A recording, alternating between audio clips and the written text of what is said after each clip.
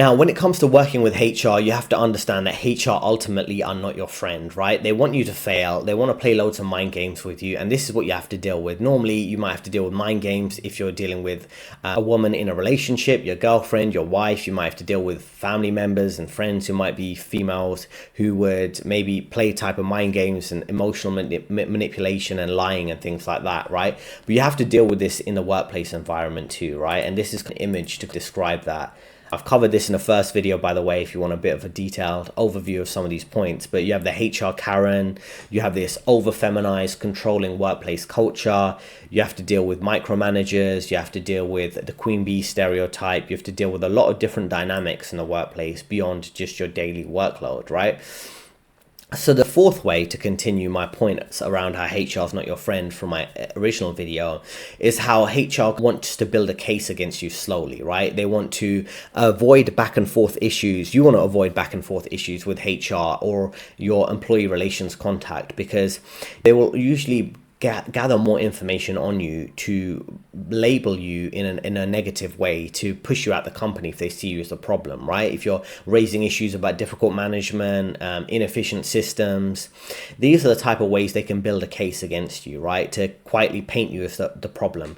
That's why I recommend, if you're dealing with situations, document everything, right? You want to document everything quietly. Track record of your manager making mistakes or being rude or disrespectful to you, with dates and times. Maybe it's difficult co-workers, inefficient processes. You want to build a case quietly. And what I mean by that is, if you're dealing with a difficult environment, you don't go to HR with your issues. You keep a track record of all the difficulties you're dealing with at work, the deliberately manufactured hell that they're creating for you.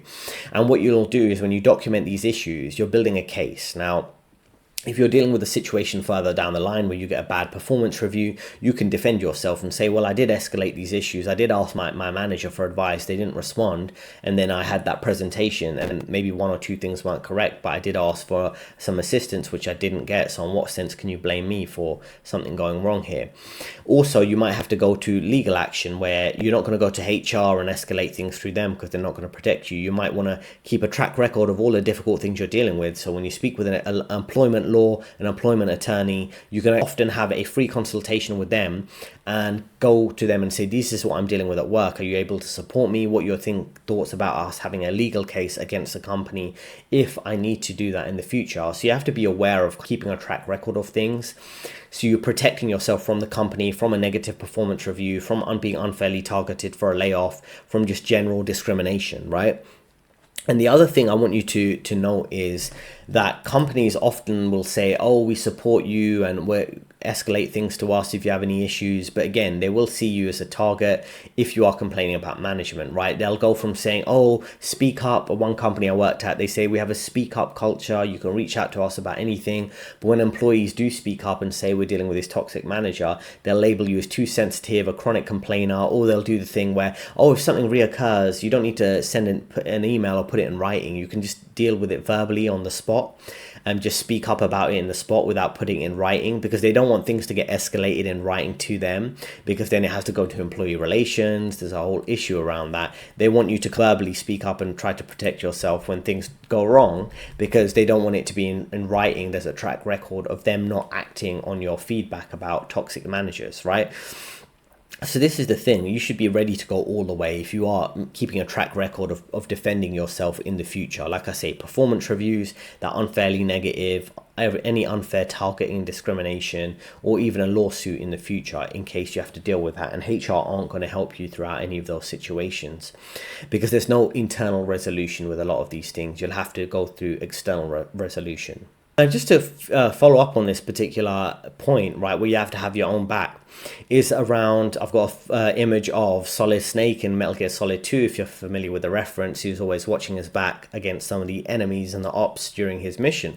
Now, when you have narratives that flip on you, let me give you an example. I remember working at a particular investment bank, and I had the typical white liberal, woke, leftist, effeminate bugman who would make comments that I was a cheap Indian hired to do his job. And he was really irritating and passive aggressive in many other ways, shouting, swearing, not just with me, but with other employees. And I escalated it once or twice to the manager above, who was this Chinese guy, or another manager we had later who was an Indian a managing director actually, and he wrote it off as a joke. He said I was being kind of too sensitive or complaining too much. And it's very interesting how people will cover for others even if they see them in the wrong, because they don't want to create an issue, right, about toxic work environments. They'll just rather push you out so other people have to deal with really negative people. This is the type of dynamic you have to deal with. So I recommend you keep a track record of everything that's going on at work, positive things about your performance, negative things about co-workers, so you can always protect yourself in case you have to deal with that in any circumstance. Talk to HR, but you need to use some caution when you do so. When illegal behavior or behavior outside of the standards set by the organization is in place, and you can address it on your own, then you should be interacting with your HR team in order to assist you. And truly, most HR teams are going to assist you. And I truly believe that most companies want to make sure that they're doing the right thing, and they don't want those illegal antics and terrible antics happening within their organization. However, I would be remiss to say, especially with all of the stories that I've heard about times that people have been burned going to HR for these things, if you are going to HR, make sure that you are bringing your receipts. So have notes about what has happened, things that you have done in order to intervene, when the instances happen, who was there, what was said. You want as much information as possible.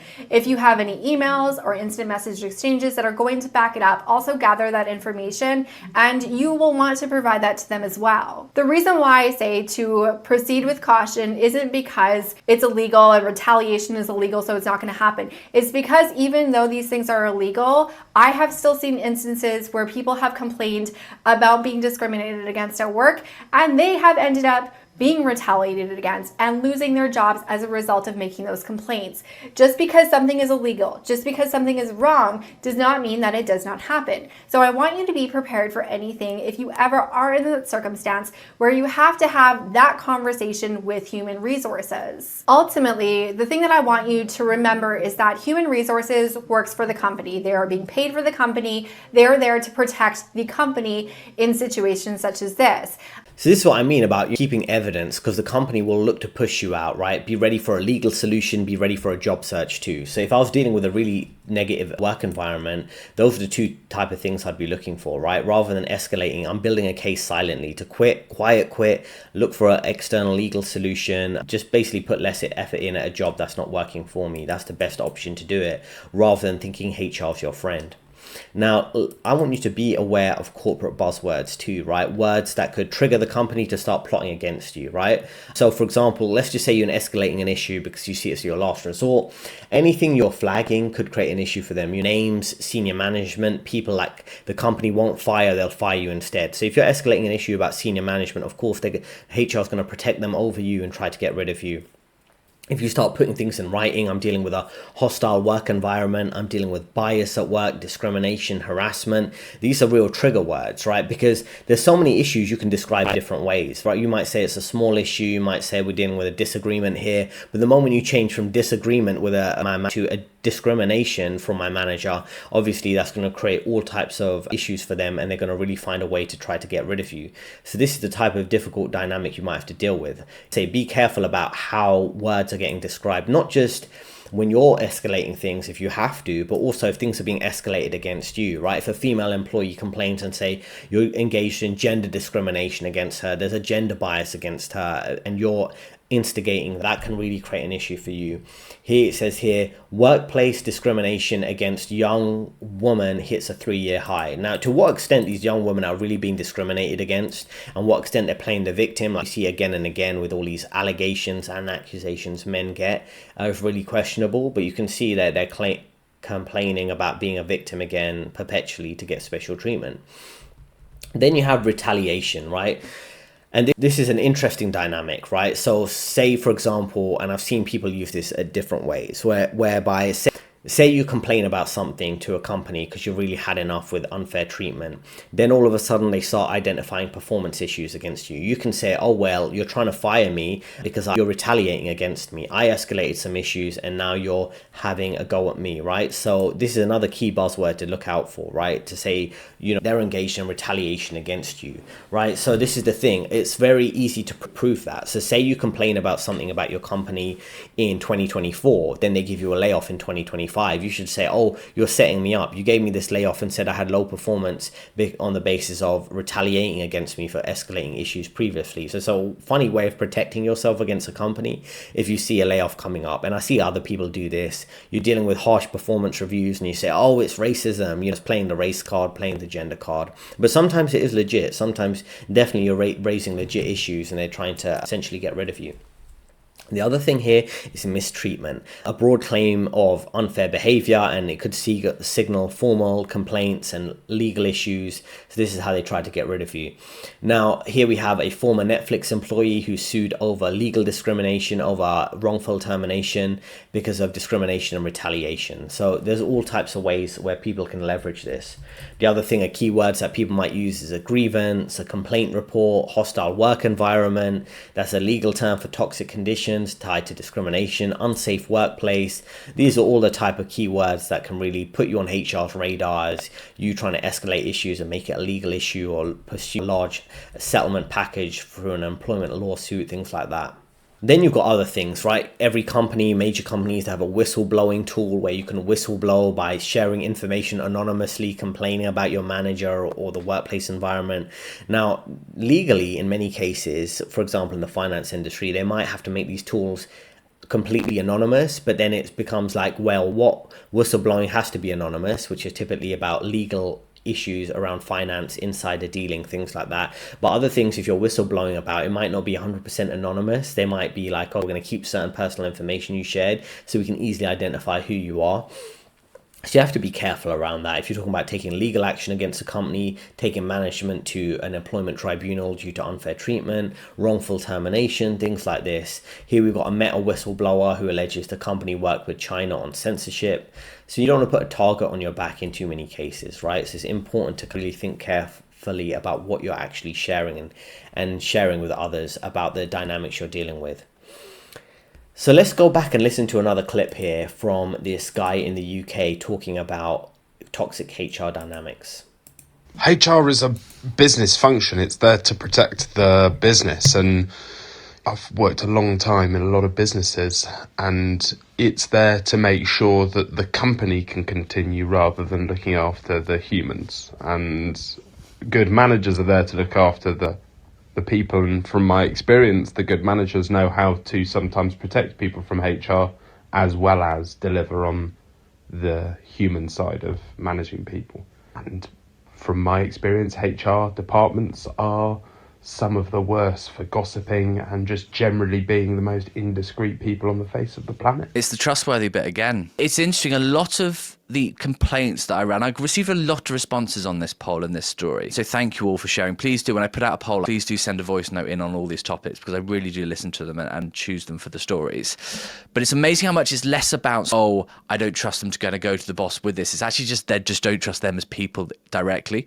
Like, go to them with those incredibly personal information and it just gets leaked out. And so you just think, well, you know, what are you doing? It's the same. I did a post the other day about anonymous surveys, and the business just sort of completely took the piss when they were analysing it. And you just think you're absolutely crazy, because you're not helping your business. HR, personal life is going to leak in, right? And HR has to be your point of contact for it, especially if in the personal life it's being interrupted by someone at work, whether it's a bully, toxic work colleague, toxic manager, whatever it might be. Like, it's HR's job to identify potential threats to the business and ensure actions are taken to do it. The thing you have to bear in mind, right, is HR don't have as much power as people think. And going back to why people don't feel like they see much progress, is a lot of the time HR probably do go to the boss and nothing gets done. But HR have to fight. HR can't just fire people unilaterally, right? They need a director sign off, the CEO or the founder or whatever it might be.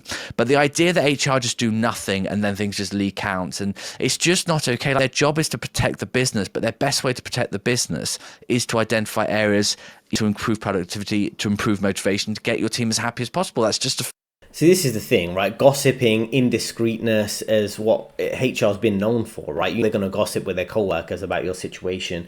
I've had situations where I had discussions with employee relations, and I wouldn't be surprised if they went and told their HR friends, told management, even though employee relations is a special part of HR to only deal with sensitive matters and keep it all confidential, and they have some legal wording around that, even though I don't trust they follow it. They just follow it on the paper, and in person they go for coffee catch-ups with management and other HR contacts and gossip about everything you say. So this is the thing, right? You have to just be understanding of these very difficult dynamics. If we go back to this, right? How can you complain to HR if you need to? Now, firstly, let's focus on this funny meme. It says, when Karen is making stuff up to get you fired, it's got a funny image of Amber Heard crying and pretending to be the victim. Typical white woman behavior in the Johnny Depp case, where Johnny Depp and Amber Heard were having a divorce or some kind of disagreement. Amber Heard's playing the victim, and Johnny Depp had to deal with accusations that got more and more ridiculous. I think he won the case in the end. Then you see here on the other side, when your manager asks who made the customer upset, right? So the whole point here is just the way the Karens just play the victim, right? In HR and other places. But let's go through some of these examples of the acceptable complaints to make, right? I don't think you should ever go to HR, but if you ever complain about work to your manager, to HR, and what acceptable formats can you do it, right? The one way you can do it is when you're talking about workflow impact, right? In the sense that, oh, well, we need to improve this process. You can make little jokes about improving it or have serious suggestions, have it in small talk. You can only talk about, maybe you have a lot of HR trainings and it's impacting productivity. You can't really complain about it, saying it's politically correct nonsense or woke, however you want to say it. You can keep general complaints about, oh, improving workflow and efficiency. Again, you can't really make it a personal grievance or blame individuals. It always has to be neutral. It's like improving processes rather than changing people and getting rid of toxic managers. You won't be able to get away with saying that. So we've got this other short clip here about whether HR is your friend or foe. Sent in makes complete sense. HR are in a strange position. They're there ultimately to advise the employer how to comply with the law and put policies in place, but between a rock and a hard place. They come down to office culture and personalities, but they aren't there for the staff particularly. Particularly in large organisations, HR are even more remote and inaccessible. They're often overworked as well. And there's a conflict of interest, right? They have to protect the company while pretending to protect you, and that kind of rounds up everything I've been saying, right? We're gonna look through a case study, right, of Grant Coupon, right? So imagine you have Grant Coupon and he's selling coupon packs at a grocery shop, right? Now he's trying to do his job, but how does he deal with the workplace dynamic when he's there? Now, let's just say he's at work, right? He's trying to do a good job. He has to deal with microaggressions, even though I know it sounds a bit ridiculous, but you might have to deal with that. You might have to deal with jokes, right? You're going at work, you're trying to do a good job, and you have to deal with subtle digs or a DEI hire, right? Or you're not competent at the job. People might make jokes about your religious beliefs, and then it's not enough for you to actually escalate to HR, because people can just write it off as a joke, you misunderstood it, it's just banter and things like that. So you can't really protect yourself through that route, right? Then you have to deal with macroaggressions, them setting you up to fail, right? Where they're giving you low value admin work. They're giving you type of work where if you make small errors, they're going to exaggerate in your performance reviews. They're deliberately setting you up to fail. Let's just say you're in a sales role and you're selling coupons like Grant Coupon's trying to do here. And then what ends up happening, they're giving you low sales leads. They're putting you in areas of the business, of the shop, where you're not going to make a lot of sales. And that leaves you with no wins. And that's really two ways they set you up to fail. Constantly undermining you through small digs. The phrase death by 1,000 paper cuts, right? Where people talk about if they're in a passive aggressive relationship or dynamic with someone, they're constantly going to undermine you until you give up and you can't really retaliate. And then you have macroaggressions where they're setting you up to fail with pointless tasks and time-wasting tasks or projects that are going to go nowhere.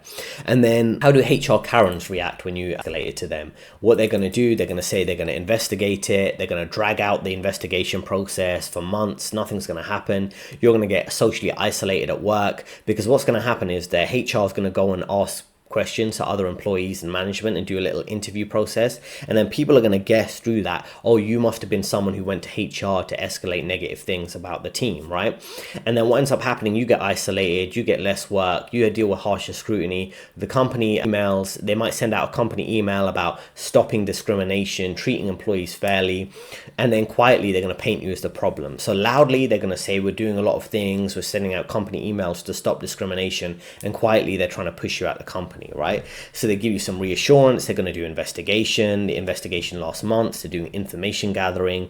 The conclusion is essentially HR is not your friend and nothing good happens for you in the end, right? What ends up happening is the manager has been interviewed by HR, they end up criticizing you for small mistakes to push you out.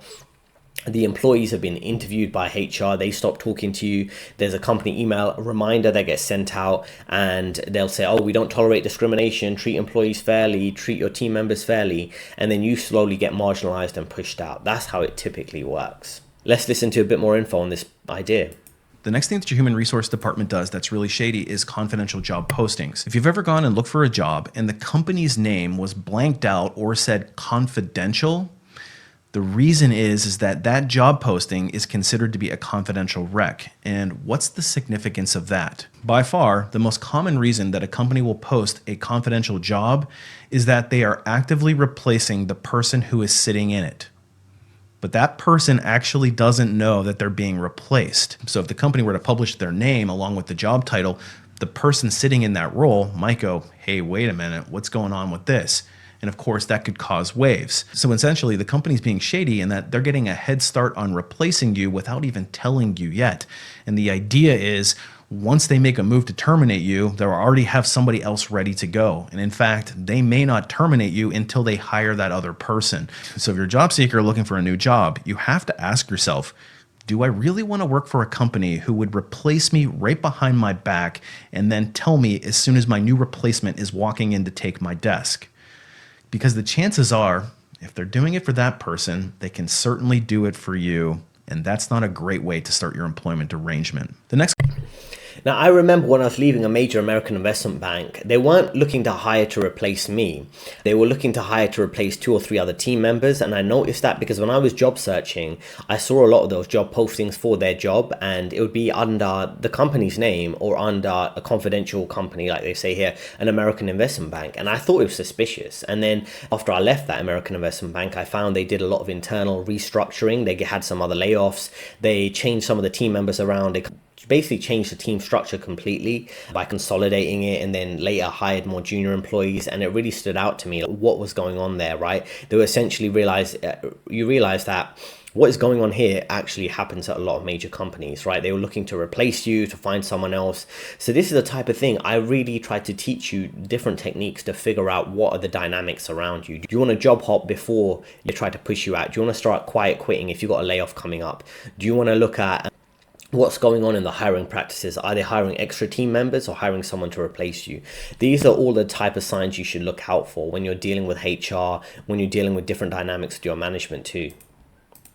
They will lie to your face about whether or not layoffs are happening. So they'll tell you anything you want to hear, much like our politicians, but expect that they're probably going to do the exact opposite. And in fact, if your human resource department tells everybody in a formalized setting, we're not considering layoffs, you can guarantee that they are considering layoffs at that exact moment. And of course, they may start meeting with employees behind the scenes, especially if you're expected to sit down with some person who is in the human resource department to discuss your work. And this leads me to the next shady thing that they often do is they will have you rank your own performance and your own skill set, and then they'll use that against you when there is time for layoffs. So oftentimes before layoffs happen, there'll be somebody that'll go around from the human resource department and ask everybody to start ranking themselves and what their skills and experiences are.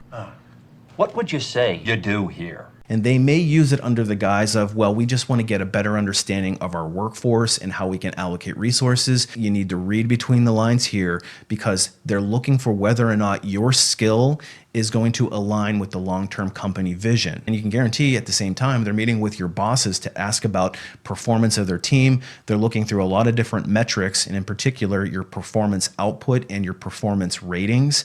And then they'll use that to determine, again, who's going to end up on that layoff list. So if the company is asking you to rank yourself and trying to make it look like it's not sinister, in a lot of cases, it actually is going to be used against you. So just be really careful. And if that happens, I would probably be updating my resume just in case. So this is the thing, right? You're dealing with a very difficult work environment. You're dealing with people who are trying to stab you in the back, co-workers, managers, you never know. But you also got HR. Now, one thing I look out for, he said if they say they're not looking to do layoffs, you should assume they are. I would say if you look for buzzwords that are obvious, things that will stand out, like restructuring is a obviously buzzword. We're going to be doing restructuring. We're going to be changing the way the company works and the team structure or the department structure. Those are keywords for layoffs, right? There's lots of misdirection here. And you have to fill out long documents about all the work you're doing daily when they're ranking performance, things like that. You have to be careful, right? How you document what you're doing. You should exaggerate the amount of work you're doing, rank yourself highly, exaggerate what you do, how good you are in a non-arrogant way, just a matter of fact way. I've been working on all these projects. Obviously exaggerate things to make yourself seem more important to the team and to the department. But we've been through in this video and in a previous video all the different ways HR can manipulate you. So let's just recap it here. HR will try to trigger you through these pointless trainings, try to brainwash you. Any little thing you say, they could mark as a performance issue, even though it's just a small joke you might have made. Or even if you're speaking to a female employee in a professional way, one word might be off and she tries to leverage that against you. HR will give you a false sense of security. Anytime you go and complain to them, they will snitch to management. They'll collaborate with management to destroy you through artificial negative performance reviews, silent demotions where you get relegated to doing low quality work, even if you're at a more senior level, until you get pushed out or they find some bogus performance issue. You deal with a lot of HR stereotypes, the HR Karens of the world. They will build a case silently against you, so you have to build a case silently to defend yourself. So for example, don't take the bait. HR are not there to help you. So if you log issues you're dealing with just in case you need to defend yourself from these type of negative practices they have. If you want to prepare to quiet quit, go and speak with a legal contact. You document anything that's going on in your workplace. You should have a workplace journal, all the positive things you're doing, so you can log that in your end of year performance review. But all the negative incidents, maybe on a personal work notepad that you have that you keep to yourself and take home at the end of the week, or maybe a separate document you have on a personal device just to log those things. I was logging things in my phone, in my personal notepad at the end of each day, so I had a case I needed it in the future. And then the other thing is look out for using any type of buzzwords that might stand out, right? That they're using against you, that you could use against them, that would create a very tense situation, a contentious legal battle in the future. For example, if you're naming names in senior management, or they're saying names in senior management are logging things negatively against you, if they use these words to push you out, or you use these words to defend yourself against them, it could create a very difficult situation. Bias, discrimination, harassment, retaliation, mistreatment, grievance, complaint report, hostile work environment, unsafe workplace. This is when things really get heated between you and the company. Whistleblower, legal action, wrongful termination. That's when you're going to have a contentious battle between you and HR and the company, right? The only acceptable complaints you could ever make to HR or your management in general is just how to improve workflow, policies and procedures. Anything naming an individual like a toxic coworker, toxic manager is going to create real issues for your job stability at that job. And then last thing about the case study about Grant Coupon, he's working as a coupon seller at a grocery store, and they're trying to be negative with him. Co-workers and management aren't going to do anything about it. They deal with microaggressions, small jokes that are really insults about his race and gender and things like that. Macroaggressions where they set you up to fail with poor quality projects. You can go to HR and escalate, but again, HR are not your friend, just to conclude on, right? They're going to retaliate. They're just going to pretend to do a fake investigate and interview all the team members and management, and then find a way to drive you out by criticizing your performance and painting you as the problem. That's how it typically works out, and that's how they push you out at the end of the day, right? So HR, what do they want to do for you?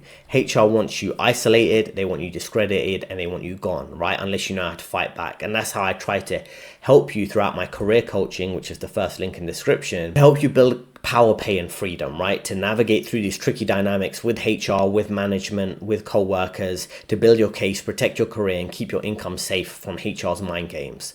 Now click the link in the description to get started with me one-on-one. Let me know what you think about all these HR mind games. Hopefully you've learned some key tips and tricks here on how to deal with them. Link in description to work with me directly. 2 recommended videos on your screen right now, and I'll see you next time.